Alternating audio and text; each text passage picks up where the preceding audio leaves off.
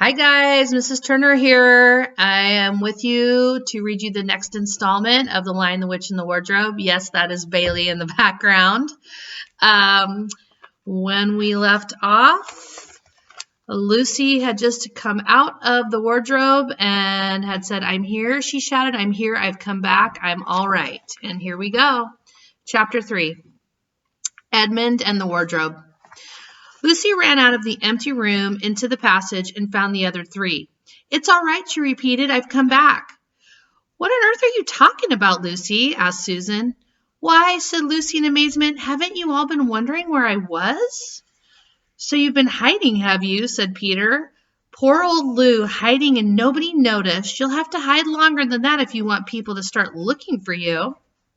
"But I've been away for hours and hours," said Lucy. The others all stared at one another. "Batty," said Edmund, tapping his head. "Quite batty." "What do you mean, Lou?" asked Peter. "What I said," answered Lucy. It was just after breakfast when I went into the wardrobe. And I've been away for hours and hours and had tea and all sorts of things have happened." "Don't be silly, Lucy," said Susan.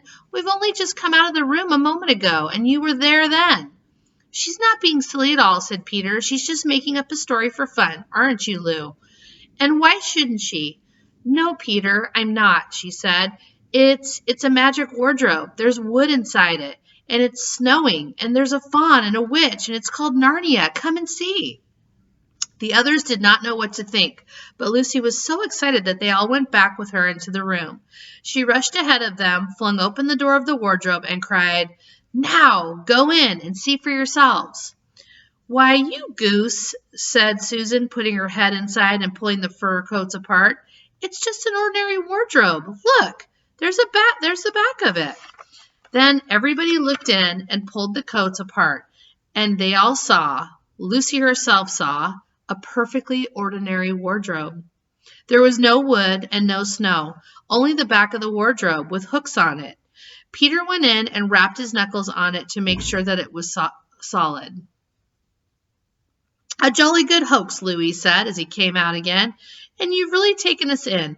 I must admit, we half believed you." "But it wasn't a hoax at all," said Lucy. "Really and truly, it was all different a moment ago. Honestly, it was, I promise." "Come on, Lou," said Peter. "That's going a bit far. You've had your joke. Hadn't you better drop it now?"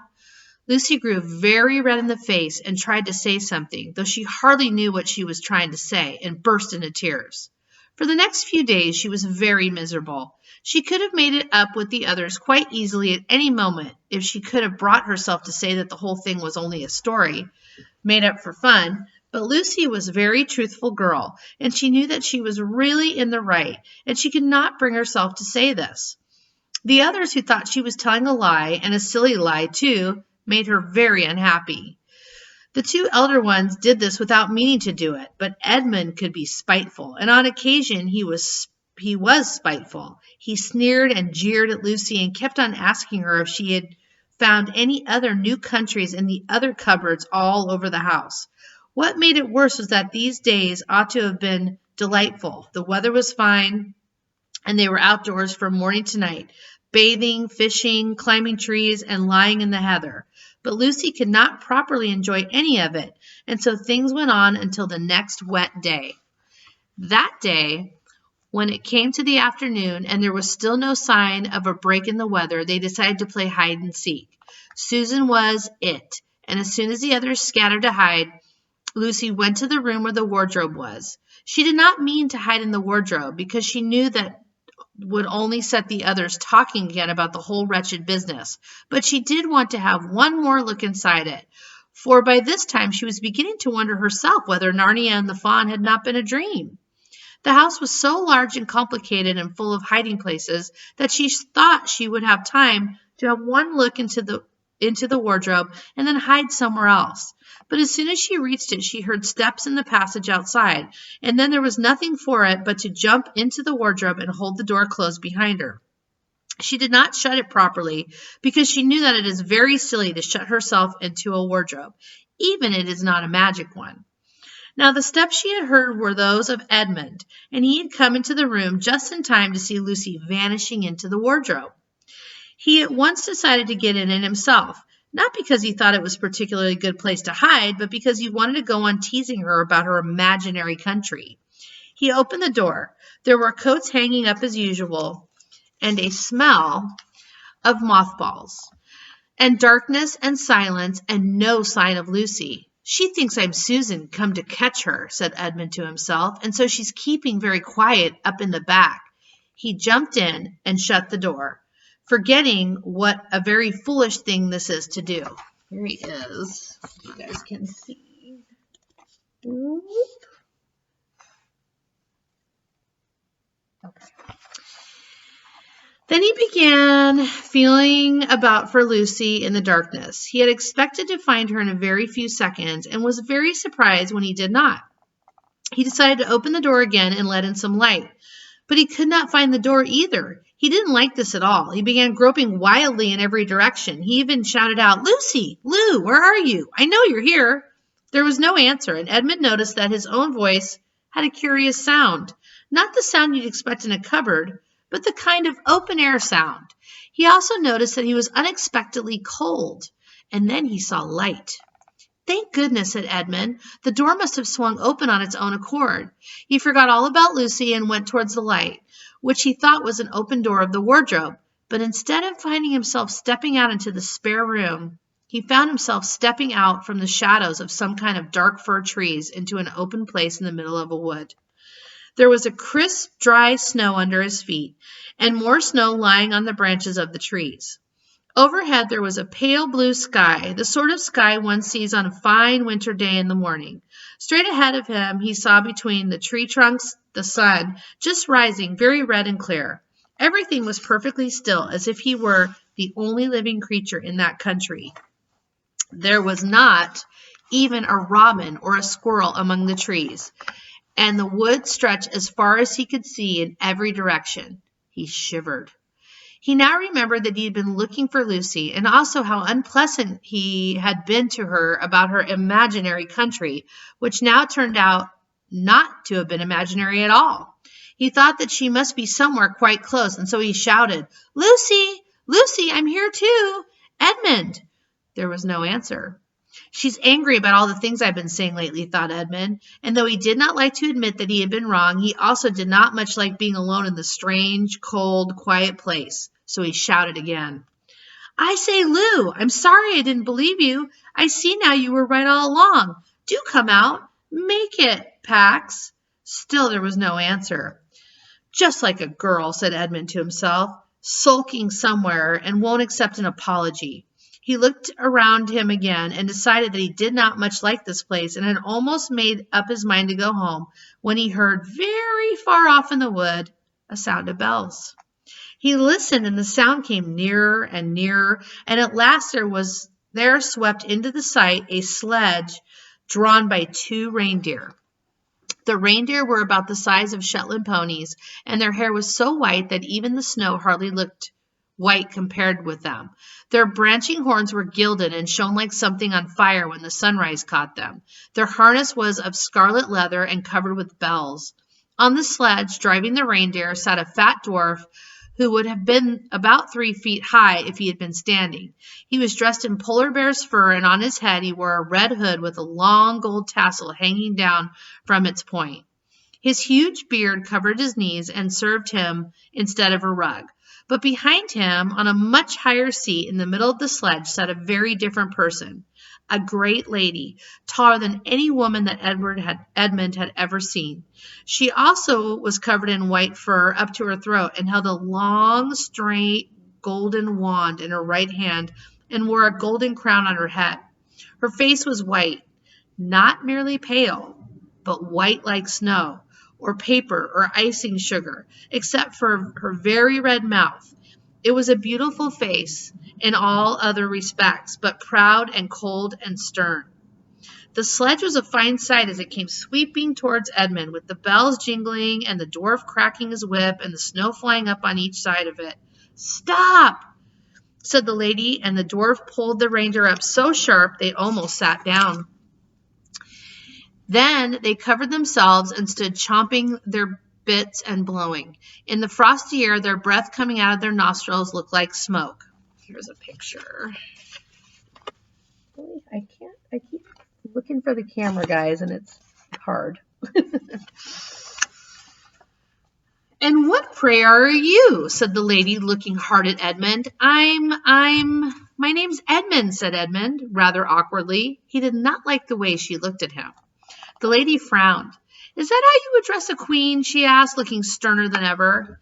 I beg your pardon, your majesty. I didn't know, said Edmund. Not know the Queen of Narnia? Cried she. Ha! You shall know us better hereafter. But I repeat, what are you? Please, your majesty, said Edmund, I don't know what you mean. I'm at school. At least I was. It's the holiday now. Chapter 4, Turkish Delight. By the way, when I was a kid, I wanted to eat Turkish Delight really badly. It's candy, I think. Here we go. But what are you, said the queen again. Are you the great overgrown dwarf that has cut off its beard? No, your majesty, said Edmund. I've never had a beard. I'm a boy. A boy, said she. Do you mean you are a son of Adam? Edmund stood still, saying nothing. He was too confused by this time to understand what the question meant. I see you are an idiot, whatever else you may be, said the queen. Answer me once and for all, or I shall lose my patience. Are you human? Yes, your majesty, said Edmund. And how, pray, did you come to enter my dominion? Please, your majesty, I came in through the wardrobe. A wardrobe? What do you mean? I opened the door and just found myself here, your majesty, said Edmund. Ha, said the queen, speaking more to herself than to him. A door from the world of men. I've heard of such things. This may wreck all, but he is only one, and he is easily dealt with. As she spoke these words, she rose from her seat and looked Edmund full in the face, her eyes flaming. At this point, she raised her wand. Edmund felt sure she was going to do something dreadful, but he seemed unable to move. Then, just as he gave himself up for last, she appeared to change her mind. My poor child, she said in a quite different voice, how cold you look. Come sit with me here on the sledge, and I will put my mantle around you, and we will talk. Edmund did not like this arrangement at all, but he dared not disobey. He stepped onto the sled and sat on her feet, and she put a fold of her fur mantle around him and tucked it in well. Perhaps something hot to drink, said the queen. Should you like that? Yes, please, your majesty, said Edmund, whose teeth were chattering. The queen took from somewhere among her wrappings a very small bottle, which looked as if it was made of copper. Then, holding out her arm, she let one drop fall from it into the snow beside the sled. Edmund saw the drop for a second in midair, shining like a diamond. But the moment it touched the snow, there was a hissing sound, and there stood a jeweled cup full of something that steamed. The dwarf immediately took this and handed it to Edmund with a bow and a smile. Not a very nice smile. Edmund felt much better as he began to sip the hot drink. It was something he had never tasted before, very sweet and foamy and creamy, and it warmed him right down to his toes. It is dull, son of Adam, to drink without eating, said the queen presently. What would you like best to eat? Turkish Delight, please, your majesty, said Edmund. And here's a picture of the dwarf. Let's see. There he is. The queen let another drop fall from her bottle into the snow, and instantly there appeared a round box tied with green silk ribbons, which, when opened, turned out to contain several pounds of the best Turkish Delight. Each piece was sweet and light to the very center, and Edmund had never tasted anything more delicious. He was quite warm now and very comfortable. While he was eating, the queen kept asking him questions. At first, Edmund tried to remember that it is rude to speak with one's mouth full, but soon he forgot about this and thought only of trying to shovel down as much Turkish Delight as he could. And the more he ate, the more he wanted to eat, and he never asked himself why the queen should be so inquisitive. She got him to tell her that he had one brother and two sisters, and that one of his sisters has already been in Narnia and had met a fawn there, and that no one except himself and his brother and his sisters knew anything about Narnia. She seemed especially interested in the fact that there were 4 of them, and kept on coming back to it. "You are sure that there's just 4 of you?" she asked. "2 sons of Adam and 2 daughters of Eve, neither more nor less?" And Edmund, with his mouth full of Turkish delight, kept on saying, "Yes, I told you that before," and forgetting to call her Your Majesty, but she didn't seem to mind now. At last, the Turkish delight was all finished, and Edmund was looking very hard at the empty box and wishing that she would ask him whether he would like some more. Probably the Queen knew quite well what he was thinking, for she knew, though Edmund did not, that this was an enchanted Turkish delight, and that anyone who had once tasted it would want more and more of it, and would even, if they were allowed, go on eating till they killed themselves. But she did not offer him any more. Instead, she said to him, "Son of Adam, I should so much like to see your brother and 2 sisters. Will you bring them to see me?" "I'll try," said Edmund, still looking at the empty box, "because if you did come again, bringing them with you, of course, I'd be able to give you some more Turkish delight. I can't do it now. The magic will only work once. In my own house, it would be another matter." "Why can't we go to your house now?" said Edmund. When he had first got on the sled, he had been afraid that she might drive away with him to some unknown place from which he would not be able to get back, but he had forgotten about that fear now. "It is a lovely place, my house," said the Queen, "and I am sure you would like it. There are whole rooms full of Turkish delight. And what's more, I have no children of my own. I want a nice boy whom I could bring up as a prince, and who would be king of Narnia when I am gone. While he was prince, he would wear a gold crown and eat Turkish delight all day long. And you are very much the cleverest and handsomest young man I have ever met. I think I would like to make you the prince some day when you bring the others to visit me." "Why not now?" said Edmund. His face had become very red, and his mouth and fingers were sticky. He did not look either clever or handsome, whatever the Queen might say. "Oh, but if I took you there now," said she, "I shouldn't see your brother and your sisters. I very much want to know your charming relations. You are to be the prince, and later on the king. That is understood. But you must have courtiers and nobles, and I will make your brother a duke and your sisters duchesses." "There's nothing special about them," said Edmund, "and anyway, I could always bring them some other time." "Ah, but once you were in my house," said the Queen, "you might forget all about them. You would be enjoying yourself so much that you wouldn't want the bother of going to fetch them. No, you must go back to your own country now, and come to me another day with them. You understand? It is no good coming without them." "But I don't even know the way back to my own country," pleaded Edmund. "That's easy," answered the Queen. "Do you see that lamp?" She pointed with her wand, and Edmund turned and saw the same lamppost under which Lucy had met the fawn. "Straight on, beyond that, is the way to the world of men. And now look the other way." Here she pointed in the opposite direction. "And tell me if you can see 2 little hills rising above the trees." "I think I can," said Edmund. "Well, my house is between those 2 hills. So next time you come, you have only to find the lamppost and look for those 2 hills and walk through the woods till you reach my house. But remember, you must bring the others with you. I might have to be very angry with you if you come alone." "I'll do my best," said Edmund. "And by the way," said the Queen, you needn't tell them about me. It would be fun to keep it a secret between us 2, wouldn't it? Make it a surprise for them. Just bring them along to the 2 hills. A clever boy like you will easily think of some excuse for doing that. And when you come to my house, you could just say, 'Let's see who lives here,' or something like that. I'm sure that would be best. If your sister has met one of the fawns, she may have heard strange stories about me. Nasty stories that might make her afraid to come to me. Fawns will say anything, you know. And now—" "Please, please," said Edmund suddenly, "please, couldn't I have just one piece of Turkish delight to eat on the way home?" "No, no," said the Queen with a laugh. "You must wait until next time.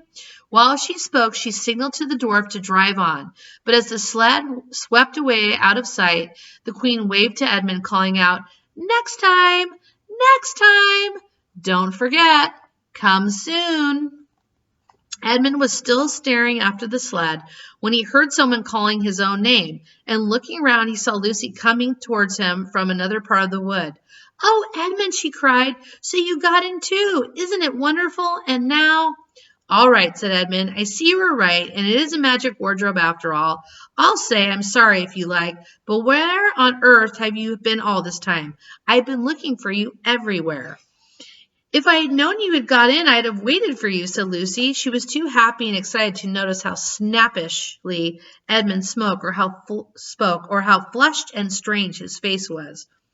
"I've been having lunch with dear old Mr. Tumnus, the fawn, and he's very well, and the White Witch has done nothing to him for letting me go. So he thinks she can't have found out, and perhaps everything is going to be all right after all." "The White Witch?" said Edmund. "Who's she?" "She's a perfectly terrible person," said Lucy. "She calls herself the Queen of Narnia, though she has no right to be queen at all. And all the fauns and dryads and naiads and dwarfs and animals, at least all the good ones, simply hate her. And she can turn people into stone and do all kinds of horrible things. And she has made a magic so that it's always winter in Narnia. Always winter, but it never gets to Christmas. And she drives about on a sled driven by reindeer with her wand in her hand and her crown on her head." Edmund was already feeling uncomfortable from having eaten too many sweets, and when he heard that the lady he had made friends with was a dangerous witch, he felt even more uncomfortable. But he still wanted to taste that Turkish delight again more than he wanted anything else. "Who told you all that stuff about the White Witch?" he asked. "Mr. Tumnus, the fawn," said Lucy. "You can't always believe what fawns say," said Edmund, trying to sound as if he knew far more about them than Lucy. "Who said so?" said Lucy. "Everyone knows it," says Edmund. "Ask anybody you like. But it's a pretty poor sport standing here in the snow. Let's go home." "Yes, let's," said Lucy. "Oh, Edmund, I am glad you got in too. The others will have to believe in Narnia now that both of us have been here. What fun it will be." But Edmund secretly thought it would not be as good fun for him as for her. He would have to admit that Lucy had been right after all, before all the others, and he felt sure the others would all be on the side of the fawns and the animals. But he was already more than half on the side of the witch. He did not know what he would say or how he would keep his secret once they were all talking about Narnia. By this time, they had walked a good way. Then suddenly they felt coats around them instead of branches, and the next moment they both were standing outside the wardrobe in the empty room. "I say," said Lucy, "you do look awful, Edmund. Don't you feel well?" "I'm all right," said Edmund, but this was not true. He was feeling very sick. "Come on, then," said Lucy. "Let's find the others. What a lot we shall have to tell them, and what a wonderful adventures we shall have now that we are all in it together." And that's it for today. I hope you guys are all doing well. I'm thinking of you guys. Please be healthy. My Room 26 friends, I care about you. I'm thinking about you. And look for the third installment next time. Okay, bye.